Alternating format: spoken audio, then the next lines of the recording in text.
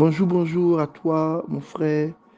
Bonjour, bonjour à vous tous, auditeurs de cette plateforme dénommée Le Pain Quotidien, qui nous accorde le privilège et la grâce de recevoir chaque matin une portion de la parole divine qui nous éclaire, qui nous illumine et qui nous prépare à recevoir chaque jour les bénédictions, la grâce et la faveur de notre Seigneur Jésus-Christ. Je prie pour vous tous, auditeurs, en ce matin, que vous recevez ma voix et que le Seigneur se saisisse de moi comme un canal de bénédiction pour vous enrichir. Que ces paroles ne soient pas simplement des paroles de conversation, des paroles qui ressemblent à une argumentation ou à un exposé. Je prie au-delà de toute parole de coaching, que ces paroles soient des paroles puissantes pour que un esprit soit renouvelé, régénéré, pour qu'une âme soit illuminée et pour qu'un cœur connaisse la volonté de marcher résolument avec Dieu jusqu'à la victoire de sa destinée au nom de Jésus. La Bible déclare que toute parole, toute prophétie a été donnée par inspiration de l'Esprit. C'est pourquoi, au nom de Jésus, je prie maintenant pour la vie de Pasteur Nathan qui est le canal de ce matin, qu'il reçoive l'inspiration divine, qu'il reçoive l'inspiration divine et que chaque mot, chaque parole, chaque pensée, chaque idée soit une parole de puissance, d'énergie pour relâcher et pour propulser quelqu'un dans sa destinée au nom de Jésus. Amen. Notre texte de méditation se trouve dans le livre de Josué, chapitre 5, verset 2. Et notre thème, c'est la circoncision. Et je veux bénir le nom du Seigneur pour tous nos orateurs qui se sont succédés le long de cette semaine, qui nous ont permis de connaître, de comprendre et de voir tous les prérequis pour que nous nous préparons à aller pour vaincre et pour éviter tout échec sur le chemin de notre vie. Aujourd'hui, nous lisons avec révérence Josué chapitre 5, verset 2. Il est écrit: En ce temps-là, l'Éternel dit à Josué, fais des couteaux de pierre et circoncis de nouveau les enfants d'Israël une seconde fois. Amen. Bien-aimés, ce texte a un contexte. C'est que Josué et le peuple d'Israël sont en face de la ville de Jéricho, l'une des villes principales, où ils devront vaincre les géants qu'ils ont observés sur le territoire de Canaan, où ils devront renverser par la puissance de Dieu les murailles et les portes d'une ville qui est scellée et barricadée pour que personne ne puisse entrer et sortir. C'est le modèle, c'est l'esprit et la vision de ce qui arrive quand nous ratons notre projet ou quand nous sommes en retard par rapport à ce que Dieu veut que nous possédons. Il arrive que des géants, des esprits méchants se lèvent pour nous empêcher d'être ce que Dieu dit que nous sommes, pour nous empêcher de faire ce que Dieu veut que nous fassions et pour nous empêcher de posséder les trésors que Dieu veut nous donner. Il arrive que souvent ces bénédictions soient enfermées, barricadées, soient utilisées même par des personnes. Mais je prie au nom de Jésus, par ce dernier élément prérequis que le Seigneur nous donne pour cette semaine, que nous soyons élevés spirituellement et que tous nous soyons trouvés prêts pour la bataille de notre destinée en cette année 2024. Il dit circoncis à nouveau les enfants d'Israël. Pendant le parcours et le commandement de Josué, pour que le peuple d'Israël puisse posséder les territoires que Dieu lui a donnés, il est arrivé qu'il y ait des nouvelles naissances. Il est arrivé qu'il y ait des personnes qui ont rejoint le peuple d'Israël. Mais malheureusement, à cause de la circonstance, beaucoup n'ont pas connu le rite de la circoncision. La circoncision n'est pas seulement un rite physique, c'est un rite spirituel, c'est une marque spirituelle que Dieu a donné, un signe que Dieu a donné au peuple d'Israël pour le démarquer des autres peuples. C'est quoi la circoncision dans la matérialité. La circoncision, c'est le fait que pour les enfants mâles, généralement ceux qui atteignent leur 8e jour, de pouvoir passer à ce stade chirurgical qui fait l'oblation, qui annule, qui enlève, qui coupe le prépuce. Et derrière cette circoncision se trouve un message spirituel que le paix de Dieu, l'épée de la parole viennent pour enlever une partie de notre chair pour que nous soyons propres à obéir et à faire la volonté de Dieu. Bien-aimés, tout au long de notre vie, nous savons que le mot circoncis a été utilisé par les apôtres, par les prophètes et par les messagers de Dieu pour différentes choses. La Bible parle de la circoncision des lèvres. La Bible parle de la circoncision du cœur. La Bible parle même de la circoncision de l'oreille. Donc la circoncision, en fait, c'est cette volonté, c'est cette capacité, c'est cette énergie, c'est cette force que nous devons trouver pour pouvoir faire en sorte que nous enlevons ce qui n'est pas de Dieu. Il est écrit dans Exode chapitre 6, verset 12, par exemple, que Moïse disait, Seigneur, je suis circoncis des lèvres. Mon langage et mes paroles ne sont pas faciles. Donc, quelqu'un qui est circoncis des lèvres, c'est quelqu'un qui n'ouvre pas sa bouche n'importe comment. C'est quelqu'un qui ne parle pas n'importe comment. Bien aimé, souvent pour votre destinée, il y a des mots même qui vous ont condamné. Souvent, ce n'est pas fait exprès, c'est la vie, c'est le contexte, c'est les situations. Moi j'ai le comportement maudit. Oh non, moi je suis con, je suis bête. Oh, certaines paroles, malheureusement, ne sont pas des paroles qui viennent des lèvres circoncis. Et Dieu fait ça exprès parce que ce que nous confessons, ce que nous disons a un poids non seulement dans notre matérialité, mais a aussi un poids dans notre spiritualité. C'est pourquoi on parle de la confession des lèvres. Bien-aimé, fais attention à ce que tu dis. Fais attention à ce que tu dis.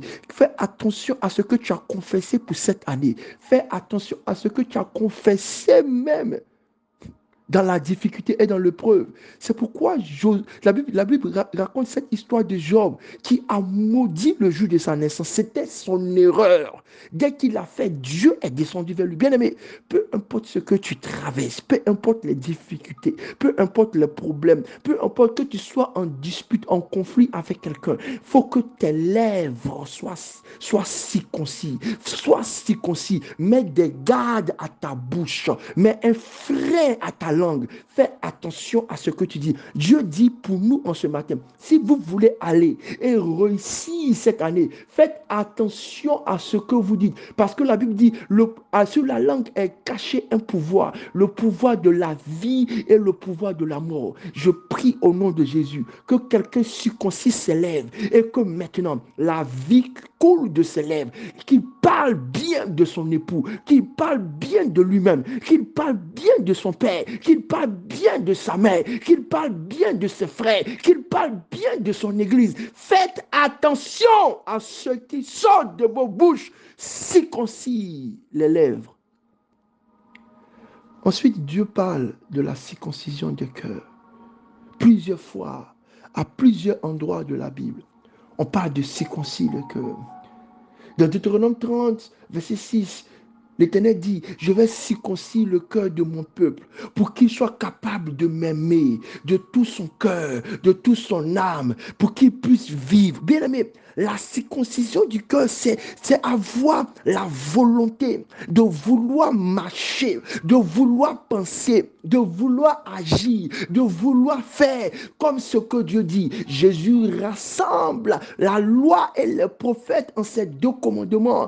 Aime ton frère comme toi-même. Aime ton prochain comme toi-même. Aime Dieu de tout ton cœur, de toute ton âme, de toute ta force, de toute ta pensée. Voici la circoncision du cœur. La circoncision du cœur, c'est le cœur qui s'exprime par amour, pas par pitié. Le cœur qui s'exprime par amour, pas par colère. Le cœur qui s'exprime par amour, pas par vengeance. Le cœur qui s'exprime par amour, pas par conflit, pas par guerre, pas par jalousie. Bien-aimé, circoncis ton cœur. Si le Seigneur trouve dans ton cœur que ton cœur n'est pas circoncis, il y aura quelque chose qui va t'empêcher de traverser les portes, de traverser les saisons, de traverser les périodes, et tu ne pourras pas avancer. Tu seras lourd, tu seras tellement lourd, attaché aux choses de la terre, que tu ne pourras pas t'élever. C'est pourquoi Dieu parle de la circoncision du cœur. Et le premier élément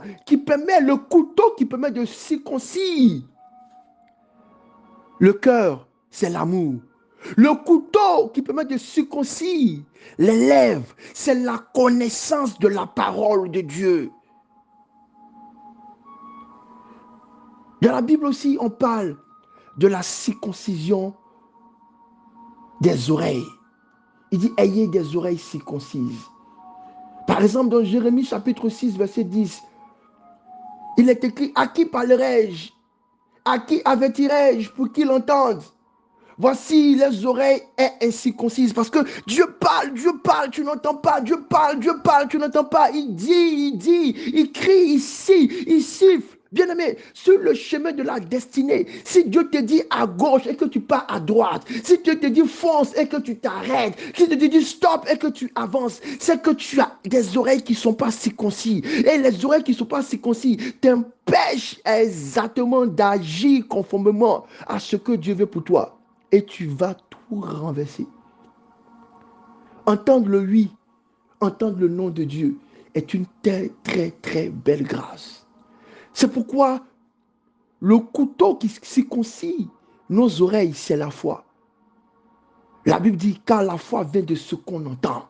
Bien-aimé, si tu as la foi en Dieu, si tu as la vraie foi en Dieu, je ne parle pas de ces pensées, je ne parle pas de ces théories, je ne parle pas de ces sentiments qui montent et descendent, mais je parle de la foi, car la foi vient de ce qu'on entend. Bien-aimé, si tout le long de ta vie, pour ton travail, pour ton mariage, pour tes relations, pour tes projets, tu agis selon ce que tu as entendu, tu ne souras jamais. C'est pourquoi je prie au nom de Jésus. Si quelqu'un avait les oreilles bouchées, si quelqu'un avait l'intelligence obscurcie, si quelqu'un n'était pas capable de discerner, de reconnaître la voix de son Dieu, la voix du Christ, aujourd'hui, par l'huile de grâce, nous joignons et nous faisons tomber le joug qui fait que maintenant, le sourd entende.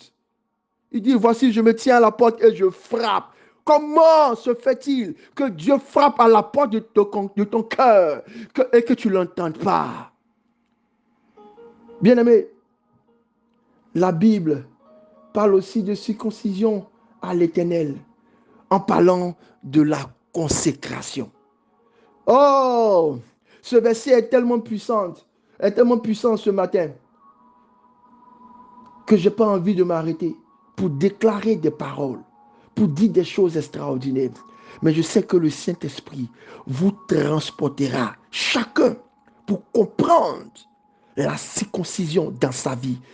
Appelle le couteau de Dieu. Appelle le couteau de Dieu. Dis, Seigneur, viens dans ma vie. Il y a quelque chose dont il faut que je me sépare pour pouvoir aller. Seigneur, j'ai besoin de cette discipline, de cette pierre qui vient séparer ce qui n'est pas de toi. Seigneur, ce qui est de trop, je parle trop, je mens trop, je vis trop. Ce qui est trop, ce qui est d'excès, ce qui est de Chanel. Seigneur, sois séparé de ma vie. La circoncision, c'est la capacité d'accepter que Dieu ne vienne pas seulement agir dans mon esprit, dans mon cœur, mais qu'il vienne agir aussi dans ma matérialité, dans ma chair. C'est pourquoi parmi les 3 piliers de la dévotion, le premier qui est la méditation et la prière, le deuxième qui est l'offrande et l'aumône, et le troisième qui est le jeûne et les sacrifices. Par révélation, nous comprenons que le jeûne et les sacrifices font partie de cette pierre qui agit dans notre corps, dans notre chair, pour le domaine de la circoncision. Les 2 autres agissent dans notre dimension de l'esprit, avec la méditation et la prière, et de l'âme, avec l'offrande et l'aumône. Parce qu'une âme qui aime donne. Un esprit qui est vivifié prie. Et un corps qui est régénéré s'abstient de faire le mal. Bénédiction.